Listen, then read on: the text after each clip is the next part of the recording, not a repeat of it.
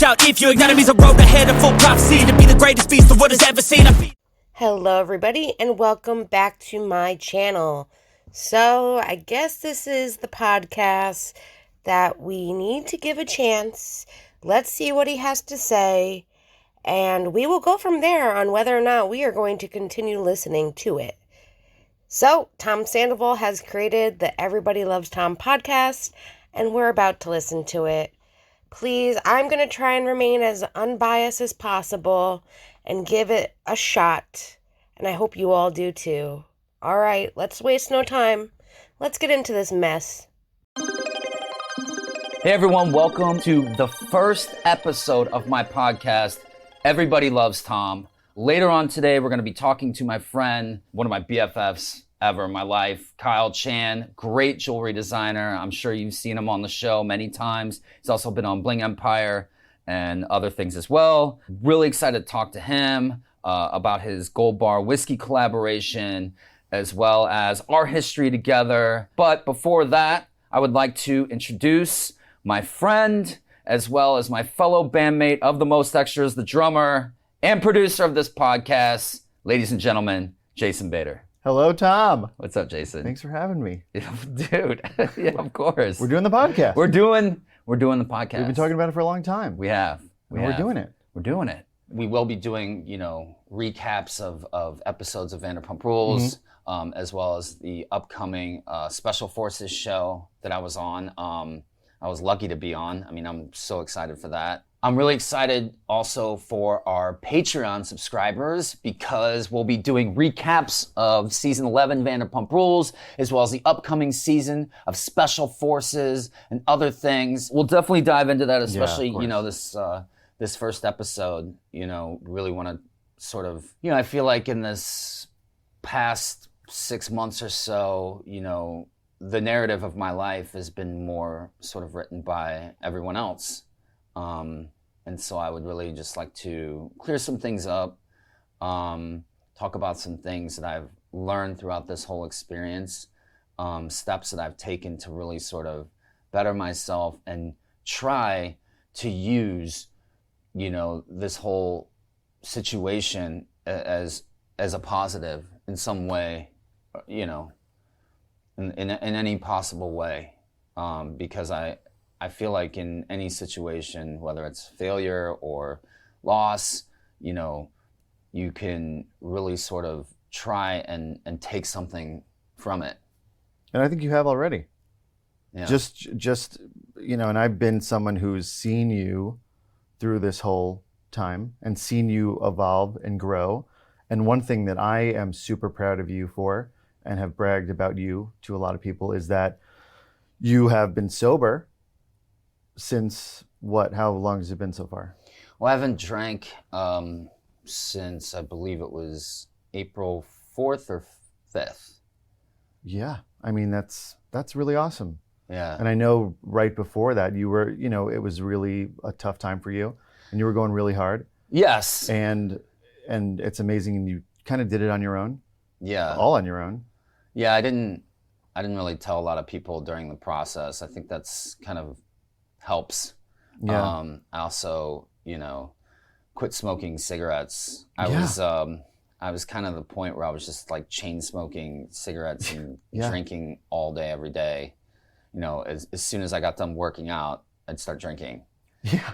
Yeah. It's literally like, if I wasn't working out, I was drinking. If I wasn't drinking, I was working out. Yeah. And this was because we went on tour early May, and I remember thinking, all right, well, he'll maybe stop before the tour, because I know when we're on tour, it's easy to drink and smoke because of like the grueling schedule and not really sleeping and the nerves especially. I'll tell you what, going on stage, especially that had to be one of the biggest challenges, was like, getting on stage and performing, especially in the wake of all of this, not knowing how people are gonna, respond to this, if people were gonna throw shit. Which they did. We kind of knew.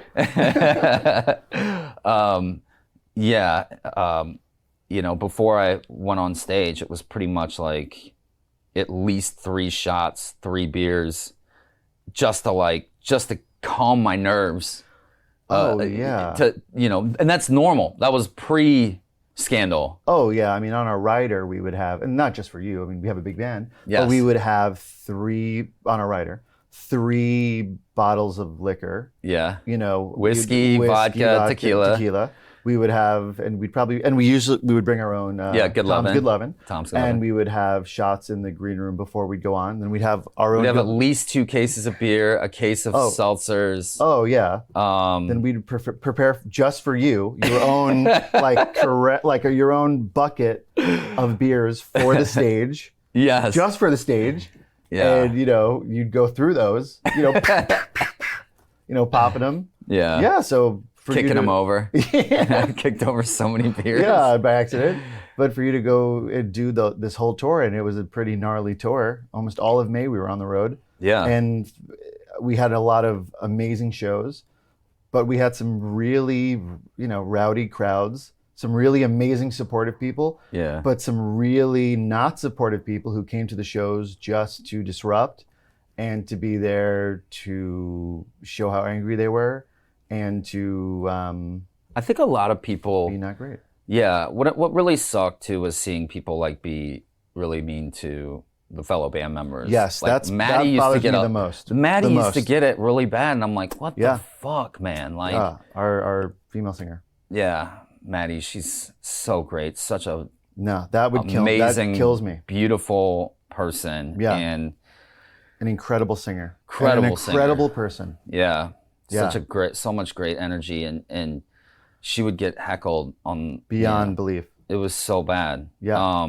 But one thing that I did notice, obviously a lot of people thought I was living some sort of rock star life or whatever, living out my dreams. And I know Schwartz and other people were confused about that, but obviously, I had to make money. I was supposed to shoot Winter House at one point. That fell through. Mm-hmm. Obviously, endorsements stopped coming in. And so I had to tour. At that point, I think So just to give people a little bit of context, Scandoval all happened in early March. We had already booked a tour from early May. And by this point, we really didn't have a choice. I guess we did have the choice to cancel almost, how many shows did we do? Almost 20 shows in May. We had that choice, but we would have been blacklisted. There would be no more band. No more band. That you can't do that. No. You cannot do that in the industry. Our booking agents would have dropped us. All these venues would have never hired us again. And also to the thousands of fans who came out to the show, who genuinely wanted to come out and see us, who got babysitters for the night, who spent the money to buy these tickets. I think they would have been really bummed out. We were all over the country. We went to some towns and cities that don't get a lot of acts that come through. We go to a lot of people don't realize this. We go to a lot of major cities, but we also go to a lot of suburbs. We're always we're kind of on the outskirts, in the middle of nowhere, kind of. But those are our favorite places to go visit. They are. Yeah. They're usually the best people. Yes. They're the most appreciative. They're the most fun. Yeah, because it's kind of like LA. You can go see. Anybody. All these big comedians. You can spend $30 and go see Chris Rock. Chris Rock, the Comedy Store. Arsenio Hall. Dave Chappelle shows up sometimes. Yeah. If you were to go try to see them in these smaller cities, it's $200 tickets, and that's kind of how it is with us. It's hard to book shows and also the commitment to the band. Yeah. We tour with a lot of people, not just, we have a 9-person band. Yeah. Plus our crew. These people, they rely on the tour to keep them going. Yes. Including myself. You got a lot of people who rely on you, including you too. Yeah, I was definitely, relying on it. And I, at one point, I know we did 10 or 8 shows in 10 days. Yeah, it was in 8 different cities, and it was really, really grueling. We don't have a tour bus. We're in a Sprinter van. Yeah, driving a U-Haul with all of our equipment behind you guys. Yeah. Yeah. You always drove the U-Haul. Did a great job with that, man. Yeah. Hey, that's what I'm there for. And I always thought, whenever I see people on these Vanderpump groups or on social media making fun of you for paying the band for, being in the band or something? Like how they kind of like poked fun at you last season for this. Oh. For like you pay your bandmates and they thought like that's weird or like they made fun of you for that. No. But it's like... No, that's what you do. What do you do? So do you think Bruce Springsteen doesn't pay like the Eat Street Band? Yeah. What do you think? How do you think these people make money? Yeah. These are people who went to music school, who are phenomenal musicians. Why wouldn't you pay them? That's how. Yeah. Do these people not get paid by their bosses or people who hire them to do? They're professionals. Yeah, of course. So I commend you for that. That's one thing. I mean, when we got this band going, I mean, you did a hell of a job. You and Colin, our musical director. Yeah. I mean, you guys did a really good job of just keeping this really professional. And yeah, because previously with bands I've had, the thing that's been always lacking is the professionalism, the drive, the recording, the getting the content together, to put it out there, and then that ends up like never going anywhere. And it's like wasted years, wasted hours. I wasted so much time in previous bands, and that's one of the reasons why I was reluctant to even ever do music again. So you were saying at that time, going on tour was less you living your rock star dream and more of a financial commitment to people, but also it was necessary for yourself. Yes. And honestly, I think that, quitting the drinking, and going on tour, like it might have actually saved my life, like I can't imagine being cooped up because I couldn't go anywhere at the time, being cooped up in a place, not being able to do anything, just wallowing in misery. Yeah. And at that point, Rachel had, and honestly, that's one of the reasons why I stopped drinking. I stopped drinking the day that she went into the Meadows. Mm-hmm. Yeah, I remember those were very dark days. I remember because we had a show the day this whole thing was broke by TMZ or whoever. Friday, we had a show with Yali Crew, our buddies Yali Anaheim, Crew yeah. in Anaheim. And I remember we stayed over in Anaheim. I remember dropping you off at your house. And those were dark, dark days. Really dark days. And I remember... There's nowhere I could go. I still have paparazzi outside my house. Yeah, you literally do. But I remember... It's been 6 months. Still have paparazzi outside my house. And you probably will for a while longer. That's crazy. And months ago, I remember people like, this will blow over. Oh. This will blow over. Oh, I mean, hearing people, it got a little frustrating to hear people be like, Tom, just give it a week. Just give it a week. There'll be a new cycle. There'll be a new thing next week. It's fine. I'm like, no, it's not going anywhere, guys. It's not going anywhere. No. Oh my God. And it was crazy. I will say though, going out on tour though, I felt like it was really a good and important move to get out there and reconnect with fans of the show. Cause I know people too, they came out to sort of like see what was going on with the band, to witness the band for the first time, but also just to like be a part of it, be a part of the historical Scandoval of it all. I think there was, yeah. And they came out, some people came out to hate, but then ended up like, when I would go out, because I would go out and make sure and take pictures with every single person that came. And I think just being out there and just being, nice, authentic, open, like with people really sort of like, oh, this guy is an actual human being and not just some sort of evil, demonic character in a movie, Yeah, and my favorite part was looking out and seeing the people in the crowd who were wearing, and I would say most of the people who came to those shows on tour wore t-shirts that were not very nice to you. I mean, they were funny, kinda, but were really not nice. I mean, every name in the book, evil, worm with a mustache, really scumbag and shithead, all the stuff. Yeah. But what I loved seeing was those people in the crowd dancing the hardest. Yeah. Wanting to, put their hand on your hand, but then also they would wait after the shows for sometimes an hour to get a picture with you.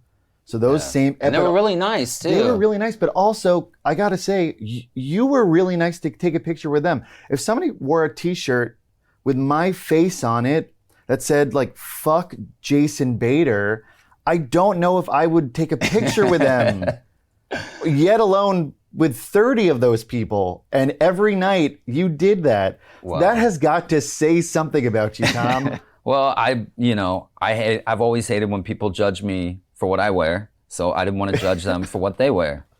You know? Yeah, I guess you're right. But I got to say, after those people, I feel like that was the connection that maybe they needed. Yeah, I think it really helped. And also, I did notice that people, and I understand this, like I lost a lot of friends in this whole situation, and it was, a lot of it has to do with the fact that it's not easy to be my friend right now, and it definitely wasn't back then. No way. You know, it's you people just everybody from you, Billy, Kyle, you know, these people like just would just be seen with me and just get so much hate. I mean, so much hate. Yeah. And it was really sad to me. But, you know, so I would understand, and this was something that I would see people doing, is they would come and they would have a great time at the show, you know, rocking out, dancing, singing along, and then like they would just post like one quick video of them like, you know, with their phone out, like flipping off the stage, just being like, we did not have fun. We came here to troll Tom, and that's what we did the entire time. Yeah. They would just get that quick video of them like this. It's like, yeah, fuck you, Tom. I know. And then they're like, finish singing the song. Like, because what ends up happening a lot too, that a lot of these people don't realize is all of these people who come out who are your fans and who love you and who are there to just have a good time and not want to deal with the drama of that. Yeah, they just want to lose themselves. Yeah, they end up being like, take that shit down. What are you doing? They end up fighting. There were a lot of fights that are between like the pro Tom people and the anti Tom people, which we don't want. We don't encourage that. But then like there are fights in the venues that obviously these people who like run the venues and the security don't want. We don't want it. No. You guys don't want it. Disruptive, so it's like, it's disruptive to you guys. So it's, I don't know. It's no fun for anybody. Who wants that? Yeah. I don't know. Well, I'm excited to bring Kyle on. Yeah, me too. He actually made an amazing old fashioned, and he's gonna show us the recipe that actually landed him the Gold Bar collaboration. So I'm really excited to do that. We're going to be having a lot of cocktails on, you know, Everybody Loves Tom. And so this is the first one. We have a very special guest, one of my best friends, the amazing and talented Kyle Chan, the jewelry designer for the stars. Yay! Welcome. Thank you. Thanks so much for being on our first episode here. It is my honor, and it's exciting, and it's nerve-wracking a little bit. Yeah, it always is with me. I'm going to make you my infamous old-fashioned. That is the drink that I managed to score the deal with Gold Bar Whiskey. If we could give this a name, what would we name this? I would name it the Kyle Chan Gold Rush Old Whiskey. Like, yeah, old fashioned. The Kyle Chan Gold Rush Old Fashioned. Yep. All right, I love it. Cheers, everybody. Cheers, everybody. Cheers. Yes. Something tells me that we shouldn't be drinking and doing podcasts. No, this is great. You might slip, you know? No, this is what we want. We want people to be comfortable, casual, candid. Okay. You know, I've gotten some of the biggest trouble on any podcast when I've had drinks. Well, I told you so, and you never listen. You just like to do your own thing. So when is this supposed to hit the market? Should be November. November. Yeah, November should be ready. So a lot of people actually missed the epic party in San Francisco. It was such a great party. You know, Sheena performed. You know, with Good as Gold. The 27s. Yeah, you had to perform Good as Gold, and then you got tons of press because there was a fight or like a little that you somehow got yourself involved in. Yeah. Well, so explain yourself. I see this guy running away from a way bigger guy, And and I'm like, and the bigger guys going after, you know, the guy who threw the glass of wine and which was great. I got wine slung all over me. And then this guy's just like walking after him like I'm gonna, you know. Yeah. And it was I didn't know what was going on at that time because I didn't see that one of the guys had a earpiece in. Yeah. So I didn't know if he was like security or what. I just thought maybe two people were. So I immediately jumped in to sort of like separate them. Yeah. And then I saw that this guy actually was security, and then like the other guy that was causing the issue, whatever, he picked up a chair, and I, you know, went to grab the chair, and then somebody else grabbed him and pulled him out. And I just started to make sure that he had control of the guy. I think the guy was just more worried about getting away from the big dude who was obviously going to destroy him. Yeah. But yeah, Kyle, is that somebody that you invited to the party? Well, I actually he is one of my customers' husband. Okay. And I've only met them in a professional setting, and they were both like really nice people. And I actually warned Go Bar Whiskey. I said, well, since it's open bar and we're only serving whiskey, I'm not trying to justify what he did, but I think people get carried away when they see the cameras around. Yes. And seeing all the cast member, and on top of that, it's the season finale. Yeah. So I think that he might have more than, you know, his normal alcohol. It wasn't a short party either. Yes. You know, these like they came in like a day before, or like 2-3 days ahead of time probably, because it's a long weekend. Yeah. So I think he's quite intoxicated. I've seen him like getting really drunk already, and at one point my partner James escorted him out already and saying, do you need water or whatever? But then he seemed like he got a hold of himself again and went back to the party, and we weren't aware of all of these things happening. Well, I mean, there were hundreds of people there. Yeah. So it was so crazy. You can't tag all of them. Yeah. But it's funny that people think you staged this, and I'm like, oh, nobody wanted to. You can't pay me that money to do that to myself. I can't. Well, people were messaging me the video saying like, oh my God, somebody attacked Tom. What happened? Or somebody thought you were fighting that person. That's what it looked like on that video. Well, the headlines always sound better. Tom involved in fight at season finale. Yeah.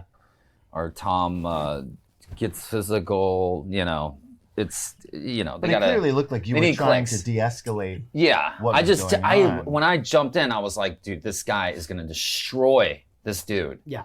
Because the security guy was just huge. We don't agree with what he does, but people seem to think that we endorse it. No, we don't. No, you guys were kicking my ass behind closed doors. I'm smarter than that. Come on. Yeah. Yeah. I think like there's a disconnect between supporting your friend who you don't agree with their, you know, the decisions they made, but still supporting your friend, your best friend. Yeah. And, you know, but still being there to support them. Well, I think there's one thing that people don't really see, because when you're shunned by the entire country and then you get hate, every single person on earth thinks that because you're on reality TV show, so they're entitled to trash you, and you brought this upon yourself. And then on top of that, even your family is afraid to hang out with you, because the trolls don't only go after you, they go after your restaurant, they go after the people that you see. If you go to a hair salon, I had to untag and delete pictures of me and my brother. Yeah, you want to support your hair guy, and they'll be like, don't tag me, pretend you're not here. It's not an easy thing to do, and I've seen that. Like, you're living like a fugitive life, and it was really crazy living like, I mean, it really was like living like a fugitive. Like the feeling of like being wanted for like a triple homicide, like not being able to go anywhere, being followed, being harassed, just relentlessly. Anything I did, I mean, like if I was pictured with any girl, it's like we're having sex. Like Billy would come over to like do laundry. She'd come over at like 1 PM. They'd be like, Billy spends the night again. Me and you walking the Foxfire I know, room they with cut that. Tyler, and they cut out you and Tyler They to cut just out show all me of and us. Billy. Yeah, it's like, you know. It was entertaining for us, though. We thought it was funny. Oh, man. It is crazy. Like, at one point, I didn't shower for like, and didn't change my clothes for almost a week. You were I wearing can all smell black, it. I remember. Yes. The black peak, I remember. Dude, it was, That I was one so gross. The funeral stage. Yeah, I just remember it's like the Johnny Cash stage. I remember. Yeah. Just you wearing black like all day, every day. Yeah. Yeah, it was crazy. Well, Man. yeah, so people think that, oh, it's like you deserve it, blah, blah, blah. Living in that kind of like environment for one day, it's hard. Not to talk about 2 days, 3 days, for a whole week. And then you can't go anywhere. You can't post anything. You can't talk to anybody. There's nobody. And putting your money, cut off the way you make money, cut off everything that you have. It's literally, a lot of people don't see that it's a serious thing, but I think it is like literally forcing a person to end their life. It's a very sticky situation. It did get really dark. I remember when I got back from tour, it was like specifically a really, really hard day. I remember it was, we were just finishing the second leg of our tour. It was when we did those like eight shows in 10 days. I hadn't slept, and I came back, and I remember like Ariana was shooting a thing for like Duracell.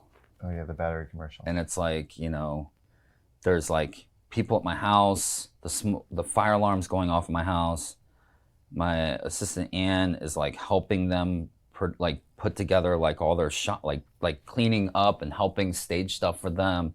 And, here there's this ad being shot that's directly, poking fun at me. Yeah. And that makes me, everything that makes me me, and then like, that same day, Kyle, you sent me this thing where like, that Yes. like, I didn't know it was on the same day. I didn't know that was happening. Sweet Lady Jane is like, Bashing you. Sandoval's a liar selling cakes for Yeah. $400. That say Sandoval's a liar. Bring this to your next party. So cute. But yeah, that was rough. I was like, and then I remember Kyle, like I was in had to do with being sleep deprived as well. But when you get into that space mentally, I never understood. I remember I'll never forget this. Like, I went to the Grove, and I was a huge Linkin Park fan. You know where this is going. Huge Linkin Park fan, and I saw Chester at the Grove. He was there. He seemed happy, or I don't know. He just was animated, energetic on the phone. And I saw him. I was like, oh my God, it's Chester. Like, literally days later, he had died. He had killed himself. And I could never understand why.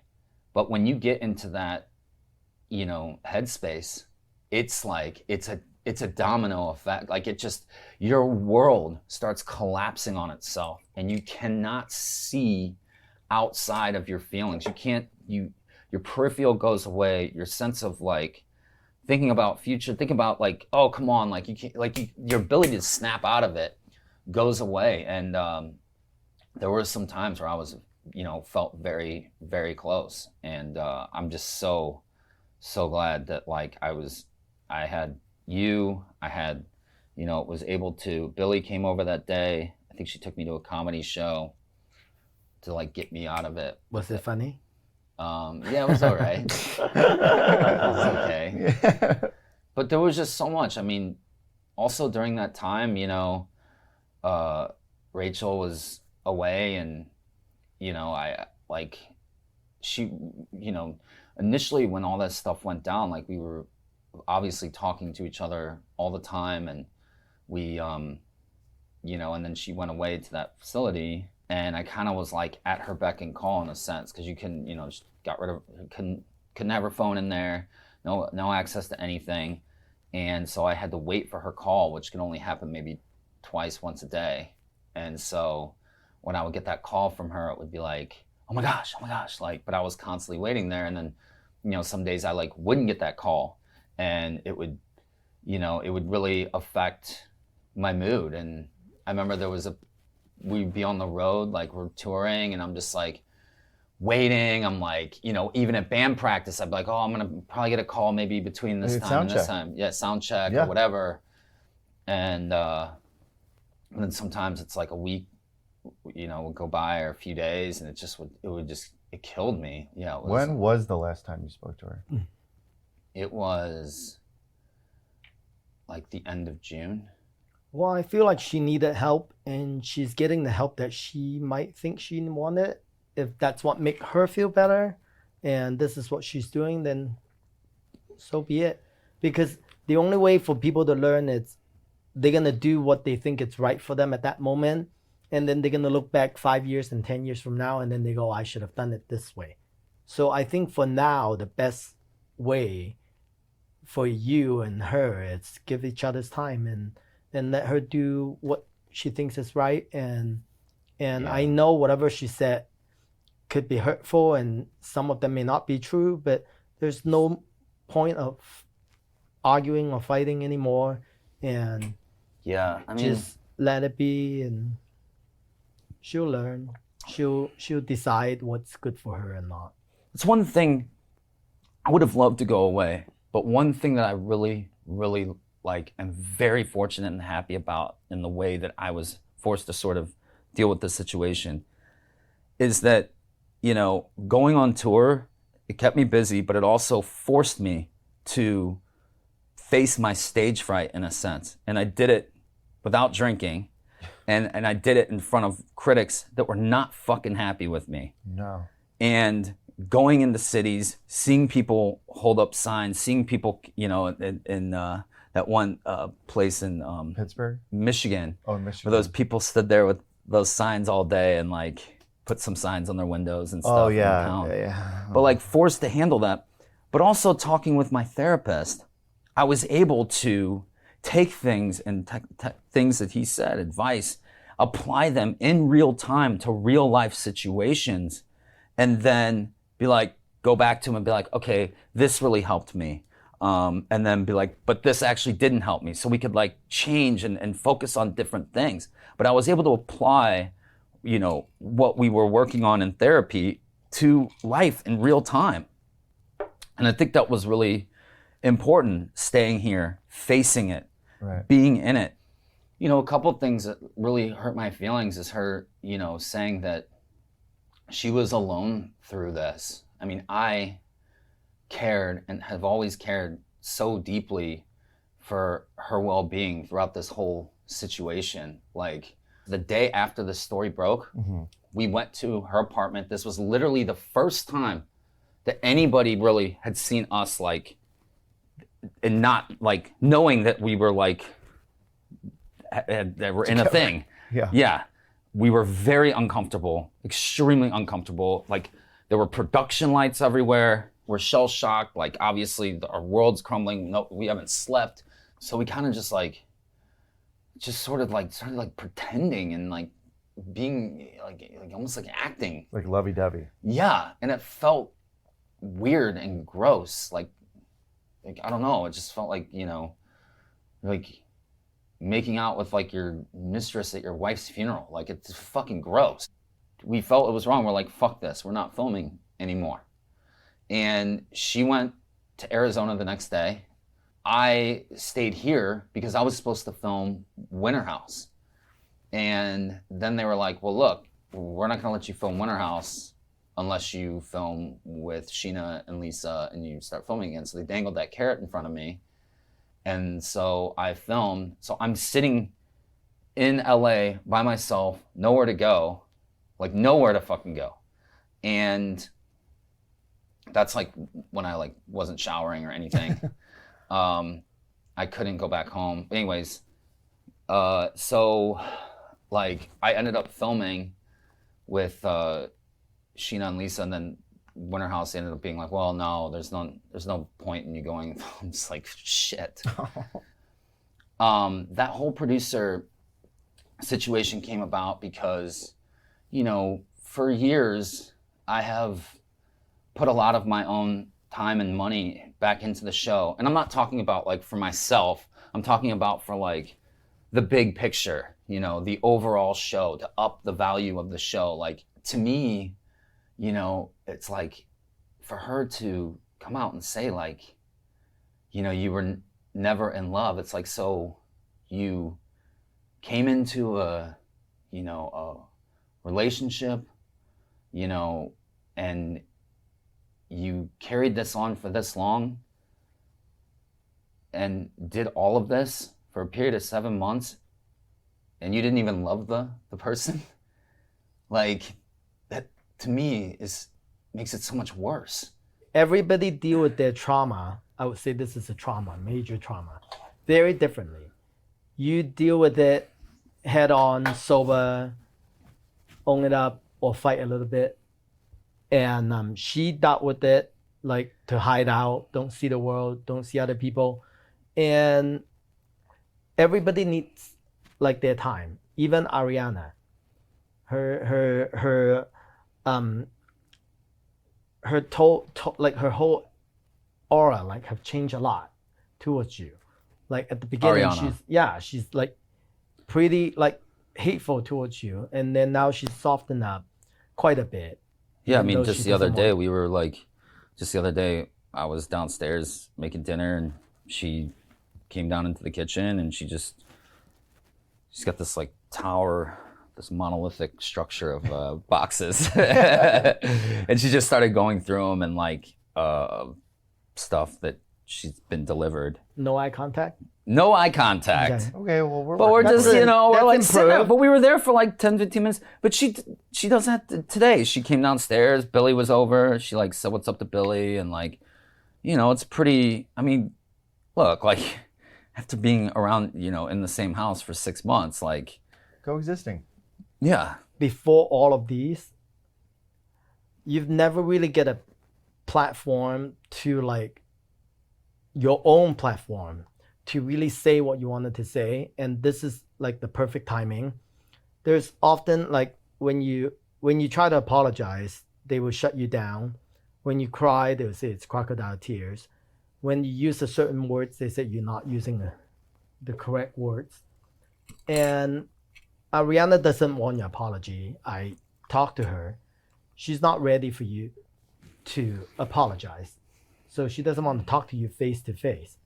But regardless of all these, I actually think that this is finally, for the first time, it's your own platform. Maybe you could give the audience in Ariana not like a closure, but the apology that you could use in your own words at least. Well, of course I do. And, you know, it's been, yes, of course I do. And it has been such a learning experience, you know, with going through everything and with what I did, and taking time to actually see the, you know, repercussions of my actions.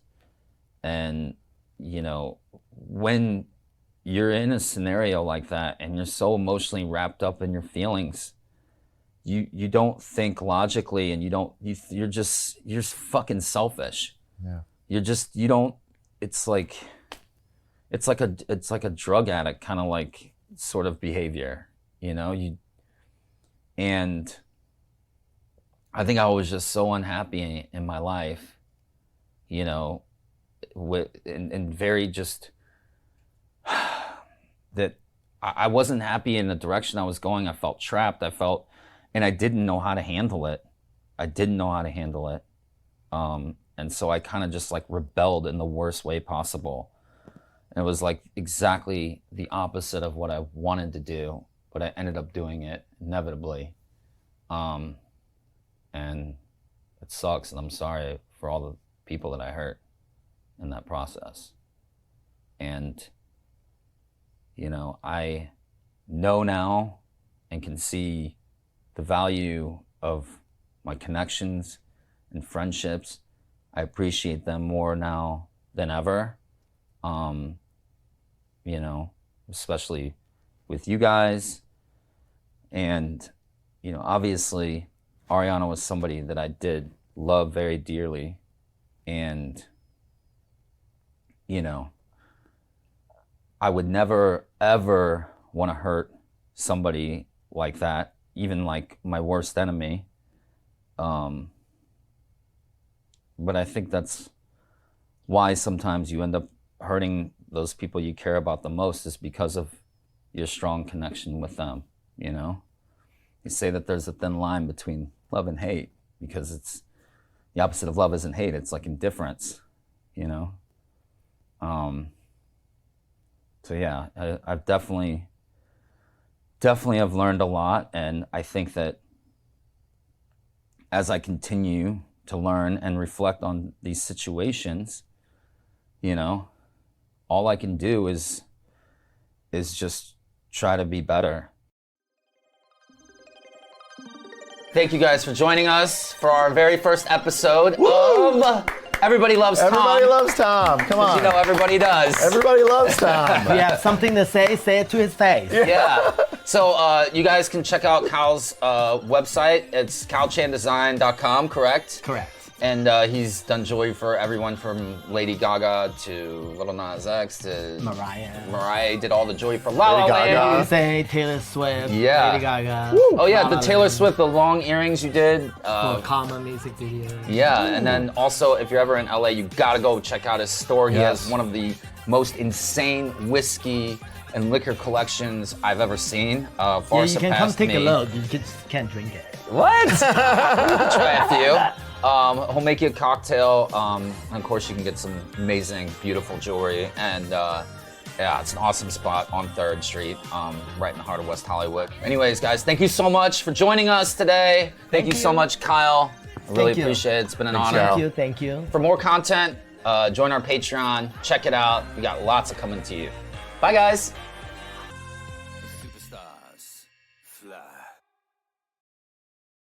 So, what have we learned from this first episode?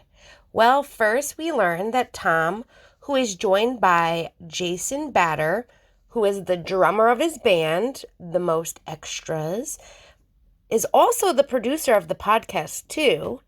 And if you remember back to Tom's interview with Howie Mandel, it was Jason who's actually married to Kimmy Batter, who is Howie's podcast producer. So it just seems that Jason and Kimmy are still tight with Tom, and Jason is still there to help push his friend in the right direction and do anything he can to help his friend make money and get him on his feet. They even mention how Tom had to make money still during Scandoval, and that endorsements were falling through and Winter House fell through for him. So they had to continue to tour with the band, even though they already had tour dates, but they had to do this tour so that they can make money. And in my opinion, Winter House fell through because a lot of people were not happy with Tom, especially people from Bravo at that point in time, and they just didn't want him anymore to be part of Winter House and potentially ruin the whole show too. But that's just my opinion. Tom also has his friend Kyle Chan on this episode, who is a celebrity jewelry designer. And we didn't really learn that much about Kyle, but we learned a lot about Tom. Because, you know, everybody loves Tom, right? Well, we learned that Tom is just a really great guy, and they did their best to paint Tom in a good light. But whether they were successful, that's debatable. We also learn, and one of the bigger revelations, is that Sandoval quit drinking after his affair with Rachel. Tom said that the last time he drank was on April 5th or 6th, which was the same day, if you recall, that Rachel entered a mental health facility in Arizona. Tom did also shed light on just how bad his partying had gotten before he decided to get sober. He said he was chain smoking cigarettes and drinking all day, every day. He would go work out and then go drink all day long. Jason revealed that their band's writer included 3 bottles of liquor, whiskey, vodka, and tequila, at least 2 cases of beer, and 1 case of seltzer. Tom also said that his nerves in the wake of Scandoval were so bad that before a show, he would take 3 shots or pound 3 beers just to work up the courage to face the crowds. In my opinion, that's kind of suppressing your nerves with alcohol, and that's not really a good thing at all. We also learned a lot about what it was like touring after Scandoval broke. The two shared that the band was on the road most of May, and it was a grueling schedule. They played 8 shows in 10 days in 8 different cities while traveling around in a Sprinter van and a U-Haul truck. But despite the difficult touring schedule, Tom was grateful for it because he felt it was a good distraction and that it saved his life. That's what he claims. Now, I could understand, being in the spotlight and not for good reasons and having a distraction and things to keep you going and just something that will keep you more level-headed, especially with all the noise all around you. I totally get it, and it does help having a good distraction, something positive in your life, especially when there's so much negativity happening in your life. We also get to learn that after Scandoval broke, Tom was wallowing in his misery and not able to go anywhere without being hounded by paparazzi, which I can totally see that being a big issue. I know for Ariana, who is the victim here in Scandoval, that she couldn't even go get a bite to eat at McDonald's just to get out of the house, where he was still at, without the paparazzi being outside the home, following her, not to mention also screaming at her while trying to ask her questions when all she wanted was to be left alone at that point. Tom also claimed that him quitting the drinking and going on tour ultimately saved his life. And like I said before, I can totally understand that. We also learn about the supposed mental anguish he went through. Both he and Jason made claims about just how bad things got. They described those times as the dark days for Tom. Tom also spoke about how hard it was just to be portrayed as an evil, demonic character. But my issue with this is that he felt like he was living like a fugitive. He compared the feelings of it being to like someone who committed a triple homicide and not being able to go anywhere and being followed, being harassed, and it was just relentless. But for me, I don't think that is something you can even compare it to being. He is a public figure. Since, he's on reality TV where he opened up his life for the cameras and fans, he forgets that impact on just what he did. And also all the hurt, not only the person that loved and adored him the most, Ariana, but he hurt so many friends, so many family members, co-workers, and many, many others, including fans. I think he was honestly trying to garnish some sympathy by comparing it to something that would be seen as much more harsh, like someone that committed a murder, and being like, but that's not even close to what I did. Why would they do that? No, he didn't commit murder, thank gosh. But he sat there, he had that affair with someone that was close to both him and Ariana for 8 months, lying to everyone, covering up his lies, hiding the evidence, and it was very heartbreaking, devastating, and people were disgusted by their actions. And then on top of all that, they both sat there during the reunion and on the one-on-ones, and they still lied. And they went up with whatever story that they both came up with, they kept putting it out there.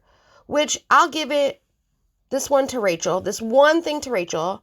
She actually said more than he wanted her to say on that reunion. And she actually came out with more of the truth than he ever did. So yes, in my opinion, I felt by him trying to compare what he did to a murderer and someone who did evil and horrible crimes, that he was trying to lessen his crime of what he did to make it seem like all these people that made him feel this way were the bad ones. We also learned that when it did get really dark, as Tom says, he admitted there were times that he went a week without showering or changing clothes. Gross, but I do understand depression and how that works and what can and does happen. And I can't imagine, he was definitely very upset and at a very low. But again, for me, I don't feel bad, though I do feel bad at the same time. But I also have to remember he chose to do what he did. He knew what he was doing as it was happening. He chose to hide it. He let it continue for a long time, and as long as it did. He is the only one that could have come clean with his actions and then take the needed steps for himself to go get help, take responsibility, and apologize. And in my opinion, he really has not apologized for what he has done. And yet, here he is wanting sympathy for how he was made to feel by his own damn actions. Listen, gals and guys, I tried. I really tried with this one. I can feel sorry for him about the unnecessary, nasty, evil things that people did to him that never should have happened. But I cannot feel sorry for him for how dark it got, because unfortunately in life, we all aren't going to be perfect, and we all are going to make mistakes. And it's how we handle these mistakes and better them. How we prove we are trying to be better and doing what needs to be done to be better. And he has not done any of that, let alone taken any responsibility for the hurt he caused. We also learned on this podcast episode that the last time he claims he spoke with Rachel was sometime at the end of June. But that's not all he had to say about her. In my opinion, they definitely did not paint Rachel in a good light. Tom made it seem like he was a sad puppy dog, that she was the one stringing along. He claimed that when the affair first came to light, he and Rachel were talking to each other all the time, but it was only after she checked into that facility that Scandoval said he was at her beck and call, in the sense, because she was only able to call him once or twice a day, which, sorry, Tom, but that's just how it works when you go into these treatment facilities. You know, they have rules and regulations. You get certain privileges taken away. And unfortunately, she was trying to work on herself and wasn't able to be there holding your hand saying, oh, it's gonna be okay, Tom. And personally, I think Rachel did what she had to do for herself, which at the end of the day is the only one that matters. She matters to herself. She needed to do what was best for her. And he was trying to make her look bad for going and doing what she needed to do to help herself. And I say this, whether it helped her or not, her intentions were to help herself. And those are always good intentions. Frankly, with her being in a mental health facility where she's supposed to focus on her own mental health, Tom should have felt lucky to have daily contact with her at all. He added that the calls became less frequent, sometimes not hearing from her for a few days or a week at a time, which he said would really affect his mood. This just made me angry because, again, here he was only thinking about Tom and what she didn't do for Tom during Tom's time of need. Though this was also about her and what she was going through. And she was in a place where there was rules, limitations, and you are doing work for yourself, but yet you're supposed to be helping somebody else? No. She was there working on herself, doing the self-reflection that she needed to do. Maybe she was even seeing things that she couldn't see before that were in her best interest. And in my opinion, giving him that space and not speaking to him spoke volumes on how he really felt. And she needed that separation to see that he wasn't who she really thought she knew. We also learned that Sandoval seemingly took offense to things that Rachel had to say on Bethany's podcast. A couple of things that really hurt his feelings. There was how she said that she felt alone through all of this. Well, here's Tom. Tom's claiming that he cared and he always cared so deeply for her well-being throughout this whole situation. And to that, I say, if you cared, then you would have more understanding that being in this facility, she wasn't going to be able to talk to you whenever the fuck she wanted to talk to you. Come on now. That's being understanding.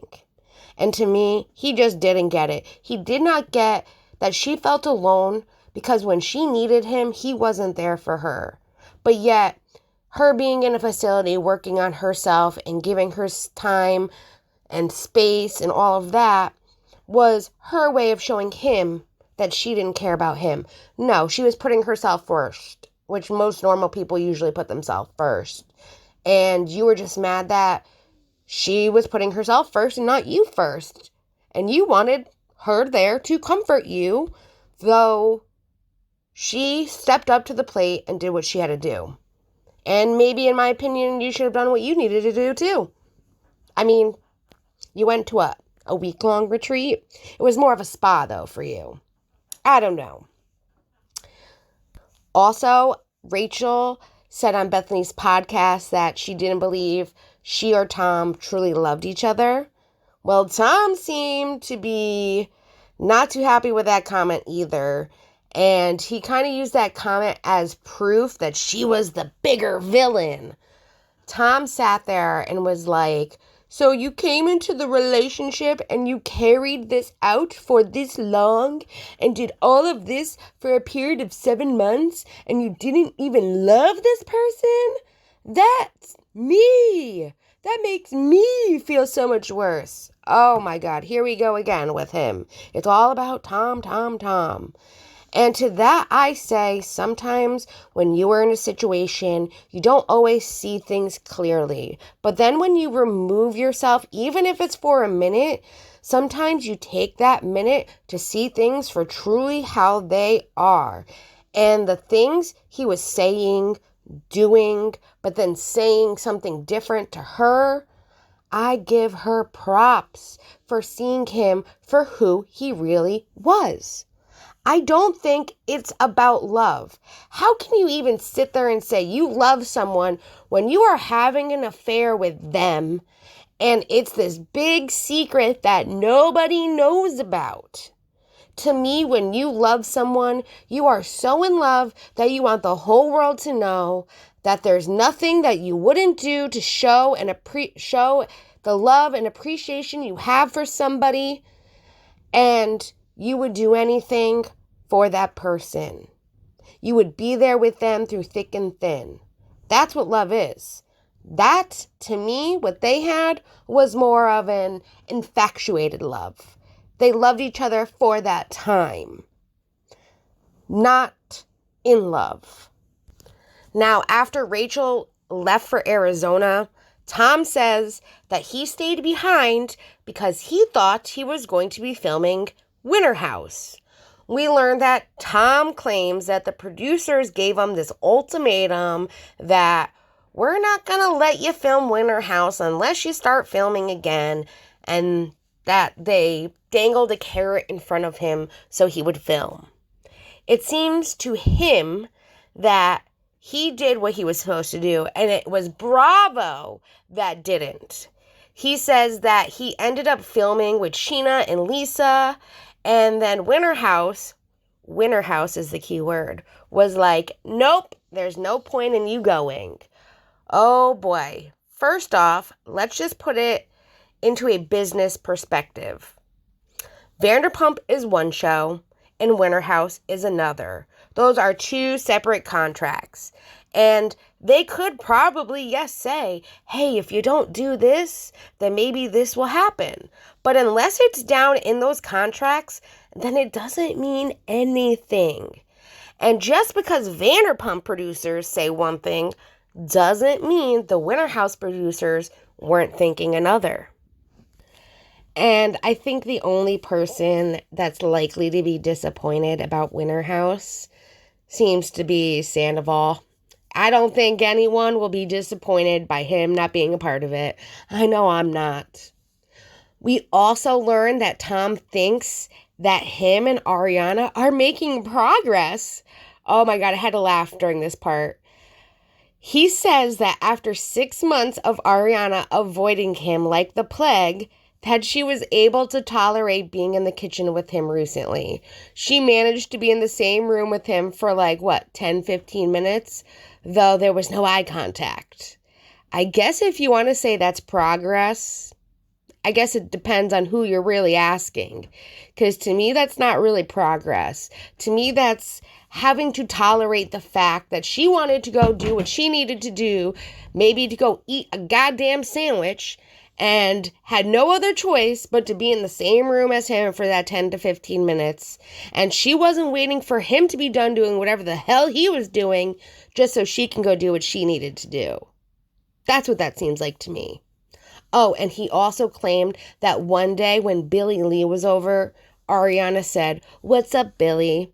So, oh my God, Tom, it seems like there's been progress. Not. So, in my opinion, when people ask, did Tom use this podcast opportunity to take responsibility for what he did? Well, I guess sort of. He did admit that he was fucking selfish and said it was because he was unhappy with his life. He was rebelling in the worst way possible. Same thing he said on Howie, just said it a little differently. To me, those are excuses. He also did say, it sucks, and I'm sorry for all the people I hurt in the process. I've definitely learned a lot, and as I continue to learn and reflect on these situations, all I can do is just try to be better. But that is taking some kind of responsibility, but actions speak louder than words for me. It's just not good enough yet. I also feel that there were a lot of excuses too, a lot of blame shifting onto Rachel and Ariana. It would have been nice for him to take more accountability, discussing why the way he went about cheating on his girlfriend was especially bad. A 7-month-long affair that included sleeping around with a mutual friend while Ariana was grieving the loss of both her dog and her grandmother is a lot worse than, say, a one-night stand. And it would be nice to hear Tom address that. But this is Tom Sandoval we're talking about. The most we can hope for is that he becomes marginally more self-aware and a better podcast host at this point. What do you guys think about this podcast? Tell me something you learned from this podcast that you didn't know before. And do you think he took some accountability for his actions here? Or did he just kind of use the same excuses he's been using? Let me know down below in the comments. And I also want to know if you want me to cover the next episode. I hope you all have a great day, and I will see you again soon. Bye, everyone.